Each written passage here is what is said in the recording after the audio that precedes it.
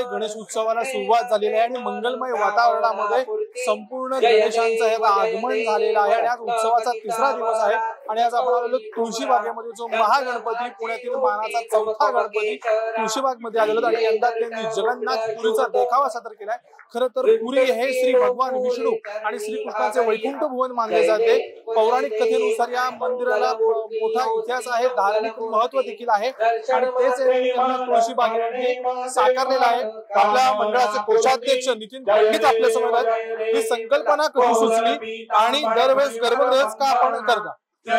गणपती बाप्पा मोरया अत्यंत गणरायाची आगमन झाले आणि पहिल्या दिवसापासून भाविकांची अतोनात गर्दी होतीये आणि या प्रमाणामध्ये तुळशीबागेचं वैशिष्ट्य आहे की तुळशीबाग धार्मिक आणि पौराणिक देखावे सादर करण्याची जी परंपरा आहे त्याच परंपरेला अनुसरून यावर्षी जगन्नाथपुरीचं मंदिर आपण साकारलंय।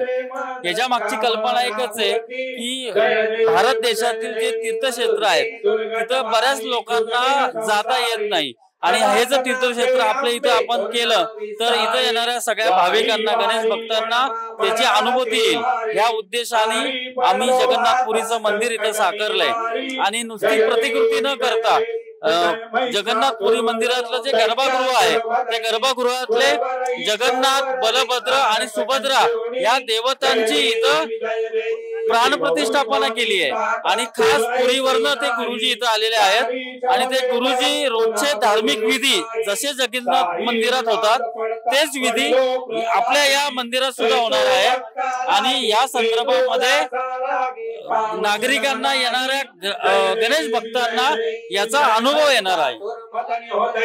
खरं तर हे जे 56 तुमचे भोग सांगितलेले आहे हे 56 भोग कशा प्रकारे दिले जातात, त्याची सेवा पूजा अर्चा कशी केली जाते आणि गर्भगृह तुम्ही म्हणाल की ज्या लोकांना जाता येत नाही त्यांच्यासाठी गर्भगृह हे केलं जातं। पूर्वी तुम्ही महाकालचा केला होता, यंदा जगन्नाथपुरीचा आहे, तर प्रतिसाद कसा आहे? नाही, खऱ्या अर्थानं जगन्नाथपुरीचे जे जगन्नाथ आहे ना ते 56 भोग साठी प्रसिद्ध आहे।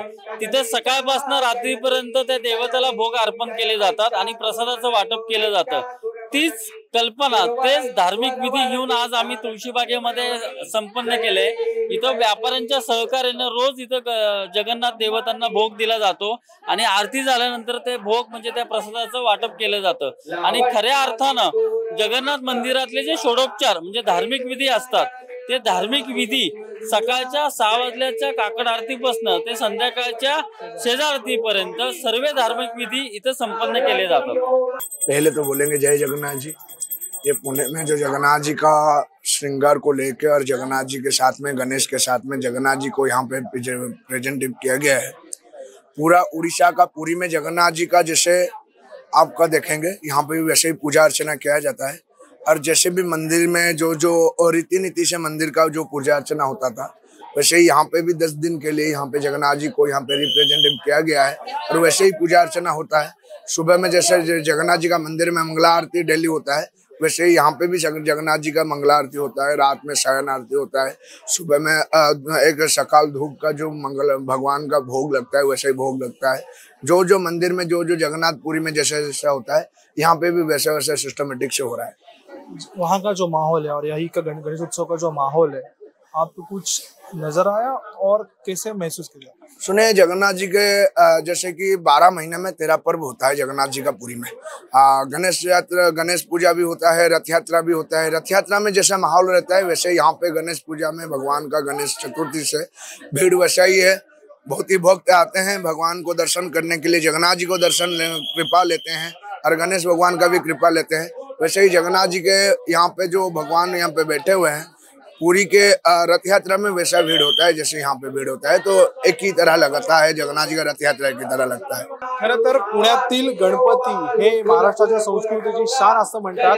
त्याचप्रमाणे जे काही गर्भगृह ज्यांनी जे काही यांनी स्थापन केलेलं आहे, ज्यांना जगन्नाथपुरीला जाता येत नाही त्यांना या ठिकाणी जगन्नाथपुरीचे जे उपचार कसे केले जातात, त्याची पूजा कशी केली जाते आणि भगवान श्रीकृष्णाचं दर्शन होतं, त्यांनी या 10 दिवसांच्या काळामध्ये ही कलाकृती सादर केलेली आहे। कॅमेरामन पियुषासह मी प्रीतम पुरोहित, डिजिटल प्रवाह, पुणे।